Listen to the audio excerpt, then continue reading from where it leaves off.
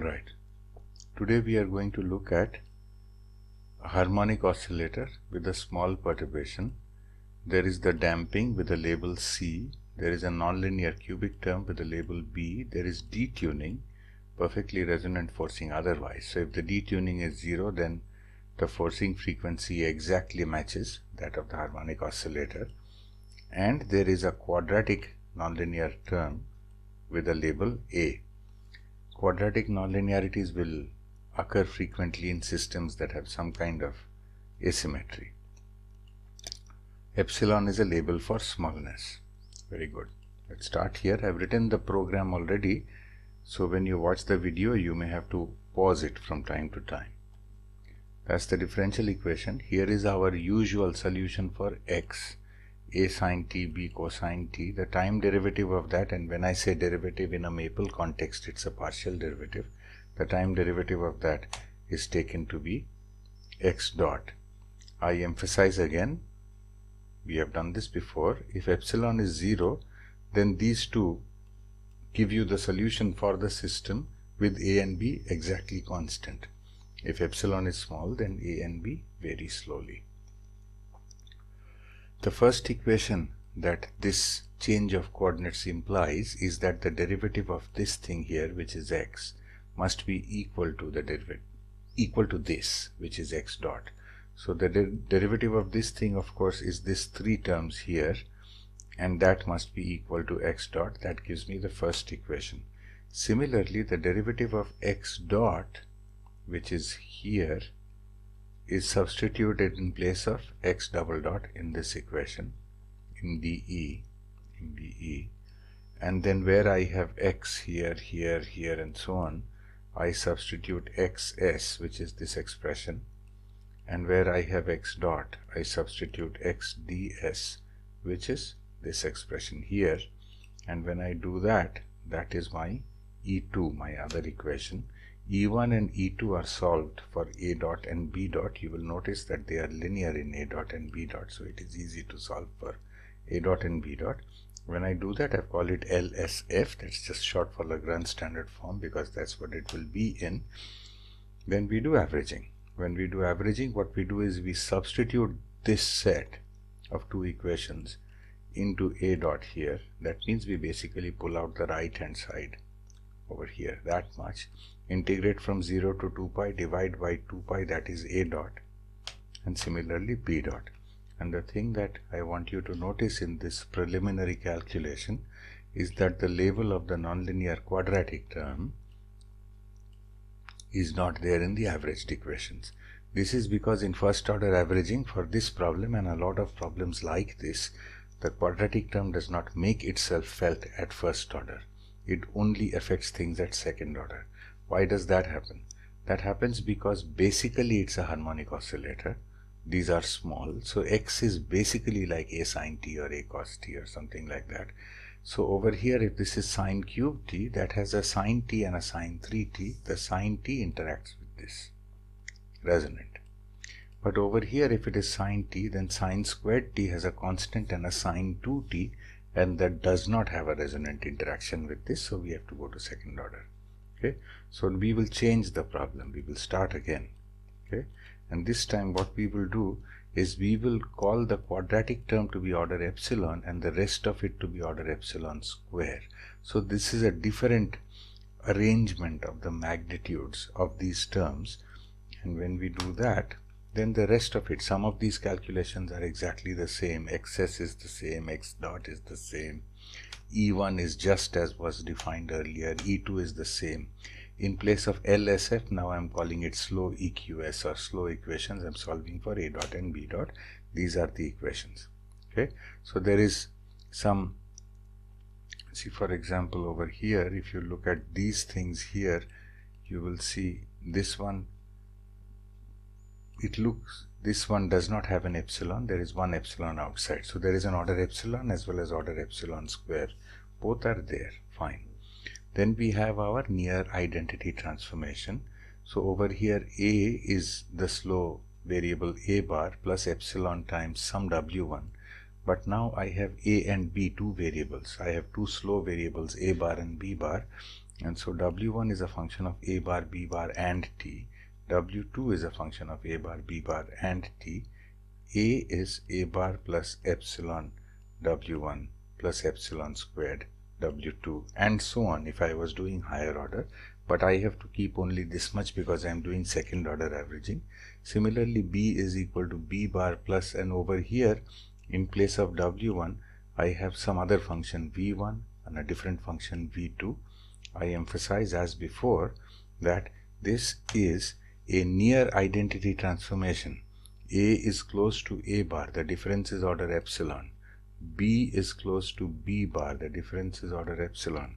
We will make sure that W1 and W2 and V1 and V2 don't grow faster than necessary. So we will try to keep them somewhat bounded or strictly bounded if we can.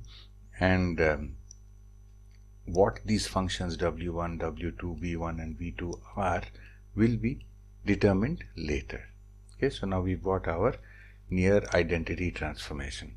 Now we come back to our slow equations. You see the left side is A dot and B dot, but the right side has B and A and so on. So there we will substitute. In place of A we will substitute this, in place of B we will substitute this. So we will substitute NIT, this set of two equations, into our slow equations over here. We've done that now. Okay, you can actually see what they are like. They just get longer, so I'm suppressing display over here.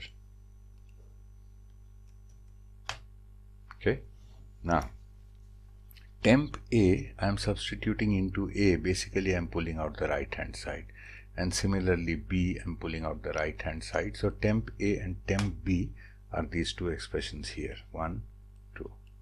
Okay, now I'm going to get an A equation. So here is my A equation. I'm calling it A slow equation. What am I doing? Remember here A dot minus the right hand side, okay, is equal to 0. That's my equation. In the right hand side I have substituted the near identity transformation. In A dot I still have to do it. Okay, so A dot I am substituting the near identity transformation. So A dot becomes the derivative of this temp A, this expression, with A bar times A bar dot, derivative with B bar times B bar dot, derivative with respect to T, minus pull out the right hand side of this in slow equations, but with the near identity transformation substituted, which is already done here. So minus substitute slow equations into A dot. Okay, so when I do that, that's one term here, and B slow equation very similar. Okay, I can show you just this expression for example, and you will appreciate that it can be quite long. So let me go back here. So you can see just the B equation is fairly long, right? So that is why I am suppressing display. Let me make sure I am not making a mistake here by just quickly clicking through these. Okay, what else have I done here? I've got A slow equation and B slow equation, but now, as we have discussed previously, the A bar dot is in fact order epsilon. So I'm calling A bar dot as epsilon AD1 or A dot 1 plus epsilon square A dot 2. B bar dot is epsilon B dot 1 plus epsilon square B dot 2. And that I am substituting. This is called slow dots. I'm substituting that into A slow equation to get a new A slow equation, substituting into B slow equation similarly. Then finally I'm ready. I'm only ready to move to the next part of the calculation, but now I am going to expand it in a Taylor series for small epsilon and keep terms up to second order and throw away third order terms. So here is A slow equation.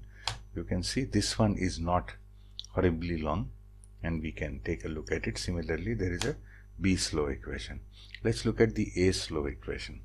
See, here is epsilon, here is epsilon squared. This much is the order epsilon term. What we do here is we will take the oscillating zero mean part of this and absorb that with that, and we will take the non-oscillating, possibly non-zero mean part of this and absorb it there. Okay, this is what we were doing. So if we were doing first order averaging, that's all we would need to do. So we would not need to find W1, and we would just average this and take the negative, there's a negative here, but average that part and take the negative of that and set it equal to this. That would be our first order averaging. But now, because we are assigning the oscillating part of this to that, then we can move to second order. In the second order, W2 appears again only as an oscillating, time derivative. There are other things in here, but there is also W1, but W1 has been determined, so we don't have a problem. And similarly BD1, but that will be determined from the other equation, so we don't have a problem. A dot 2 remains to be determined, and in this way we will proceed. You see, V1 is determined elsewhere, that will come in, so it won't be a problem. This is how we will proceed. So here we have A slow equation, B slow equation. Now we are going to try averaging. So we look at temp 1, which is the coefficient of epsilon in A slow equation. And what we will do, let me just show you both of them. But then, well, the output is already here, so let me do that. When I take here this coefficient, this is the coefficient of epsilon. That is what has come here. Okay, so that's the first thing to observe. Now what I do is I want to find the average of this expression, assign it to A dot 1, right? So what I will do first is I will artificially put A dot 1 equal to 0, W1 equal to 0. When I substitute, I want it to take the derivative, so I will expand. But after I expand, I don't want sine square and sine cube. I want to look at the terms a little bit in simpler form, so I will do combine trig. When I have done that, this expression here is temp 2. Okay, here is the average of temp 2, that I am calling temp 3. The negative of that I am calling temp 3. That is what A dot 1 is. Okay, as we have discussed repeatedly. Now what I will do is I will add that A dot 1 to temp 2, and now that cancels the average part, and so the integral with respect to time, not over one period, is W1. So here is a minus. The combine and simplify, don't worry. Temp 2 is this part here, and plus A dot 1, which is, this is really A dot 1, I have found it. So plus temp 3, integrate with respect to time. Sorry about the noise in the background, but it will pass. It's a passing vehicle.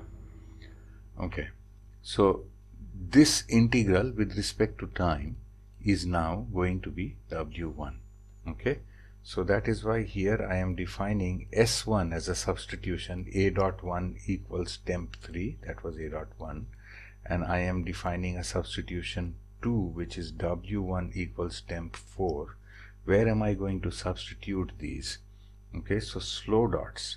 What is slow dots? If you look back over here, slow dots is this expression. This has no place for W, only A dot 1 has to be substituted. So we come here, where were we? We come here. In slow dots, I am substituting what A1 is.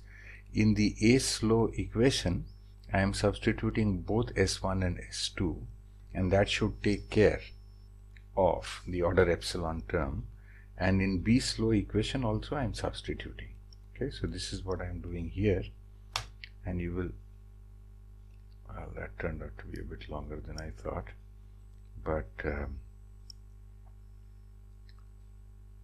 why? Because I did not suppress this display here. So B slow equation has been shown.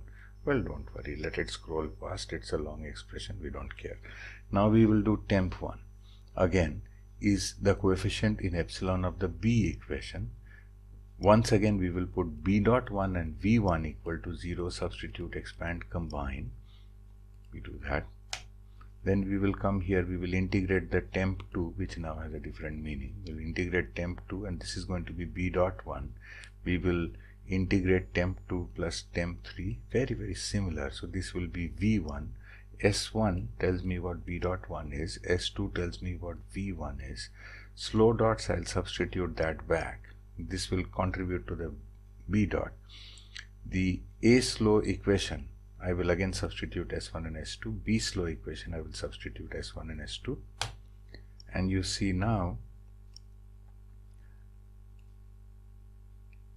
A bar dot AD, A dot 1 was 0, B dot 1 was 0. So only A dot 2 and B dot 2 remain. This we expect, right? Because the quadratic term was the only order epsilon term, and in first order averaging it does not contribute. We know that. Okay, so incidentally you see that v1 has been determined and so on. These terms are actually there.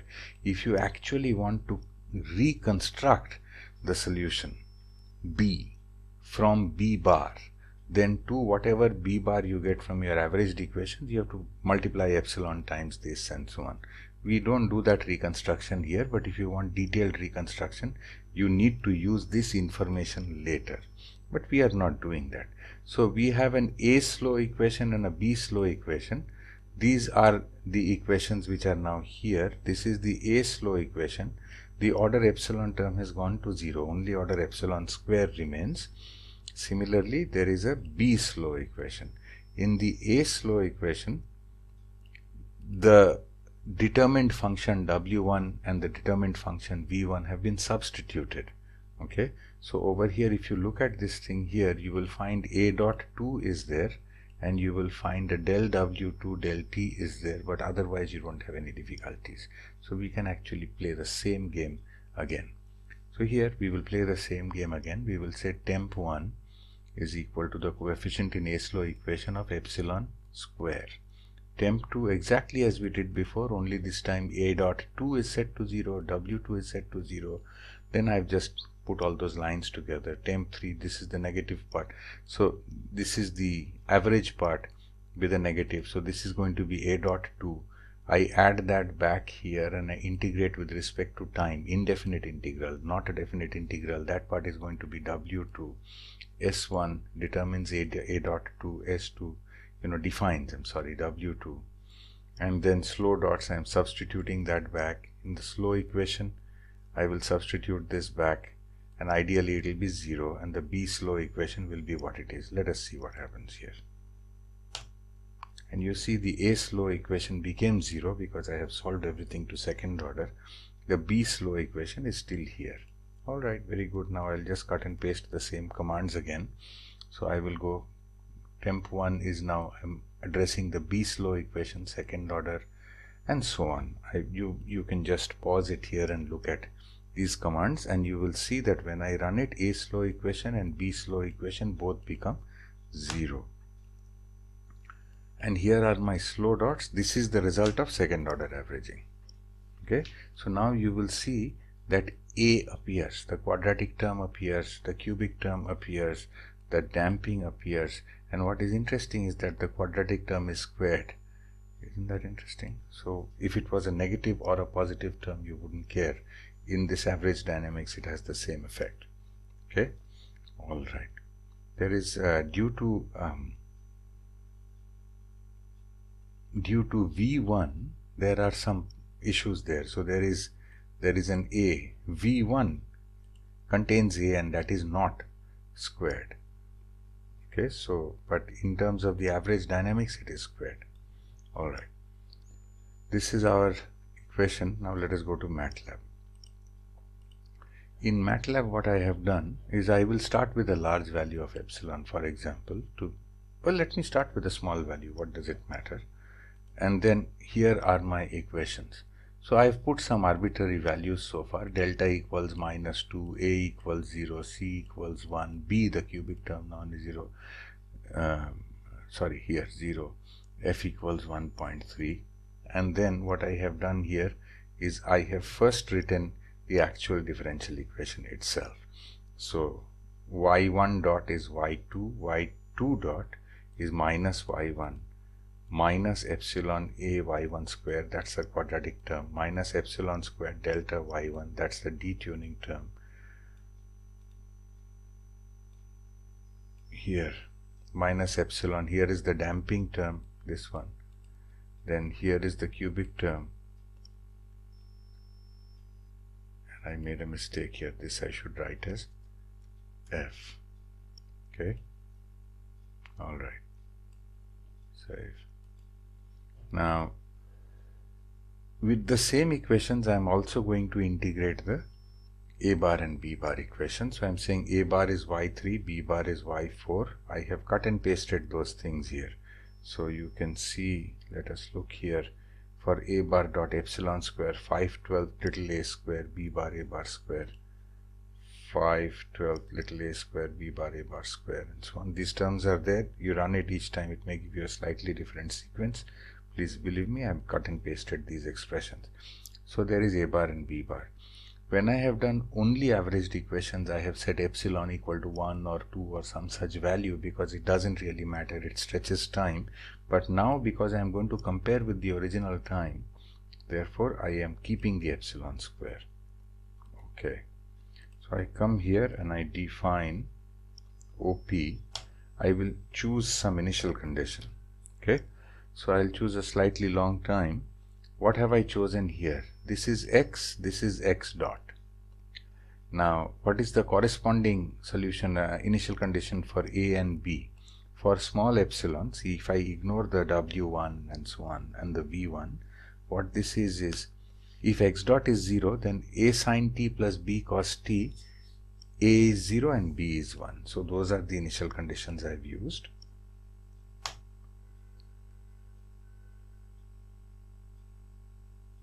And when I plot them, the way I'm plotting it is I'm plotting the x solution, and then I'm plotting the square root of a square plus b square as the amplitude solution. So the amplitude solution will be plotted, it should track the oscillatory solution, and here it is. Okay, so here it is, and you see that it does a fabulous job of tracking it. Right, you can see that. What is interesting, I hope you will realize, is that this deep blue band is actually oscillatory solutions, right? So these are oscillatory solutions, and the red one is the solution for the amplitude, right? So the amplitude, we have equations essentially for the amplitude, you see. So they are, we can take big steps and integrate this. We are just looking at the slowly varying quantities only, and the match is extremely good. Okay, so this is for some initial condition, but you know, we can change delta, we can change A, we can change F, we can change C. Okay, and then we can come here and maybe we can change this to 2 and this to 2 also. Okay,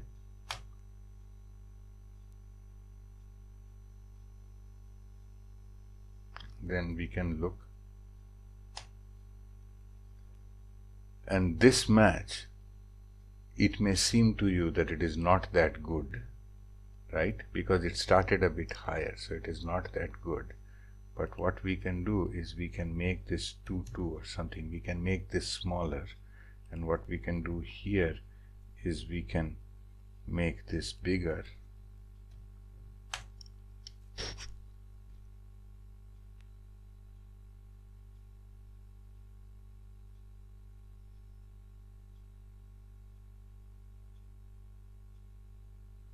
And then the match is better. I guess I should have done it a bit longer. Let me see now.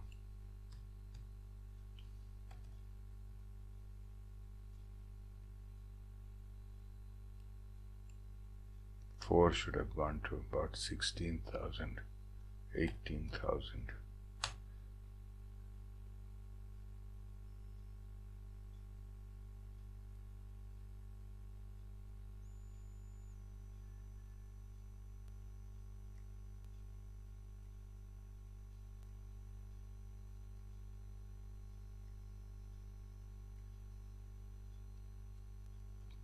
If we plot it, I think it's the match is a little closer, and as epsilon becomes smaller and smaller, it will get better and better. Okay, but let us move to a slightly bigger epsilon so that we don't have to integrate to such extreme lengths. Let us put the detuning equal to 0. Let us put the forcing back to something. Let us make the damping equal to 0, and you will see that the quadratic term actually has an effect. We can make this some more random value, it doesn't matter, and then we can come here, and this can only be about 4000 now. That is enough.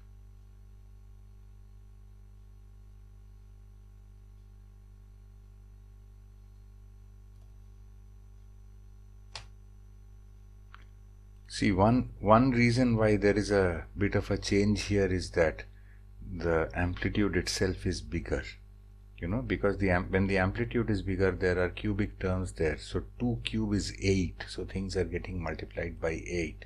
If I use a more moderate amplitude, this match is going to be a lot better.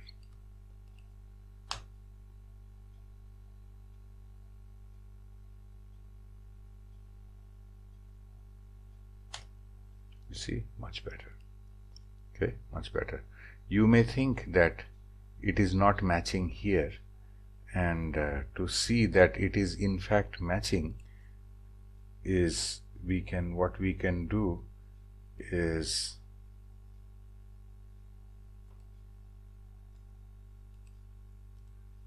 also plot the negative side.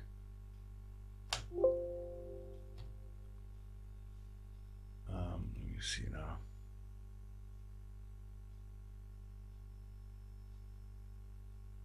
I need a comma here. And you see that over here on the positive side, the amplitude curve has gone up a bit. On the negative side, it has gone down a bit. This is because we are plotting the A bar solution, and this over here we have to include the W1 and the V1 to get an exact match. So in fact the match is very good. Okay, we can also put finally a 1 or something like that, and then see how it behaves. The cubic nonlinearity is not there. Okay, so just a quick calculation and we will stop.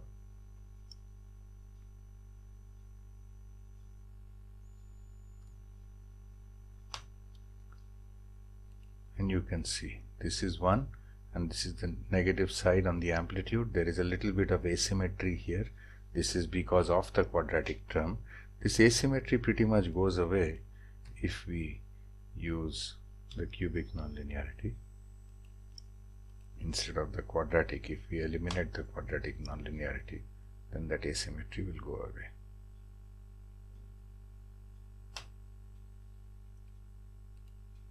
Okay, so it matches quite well. And I'll remind you again that actually there are many oscillations. You see the asymmetry has gone away. Over here also there is still a W1 and a W2. If you put those in, you will get a better match. With that I will stop. Thank you.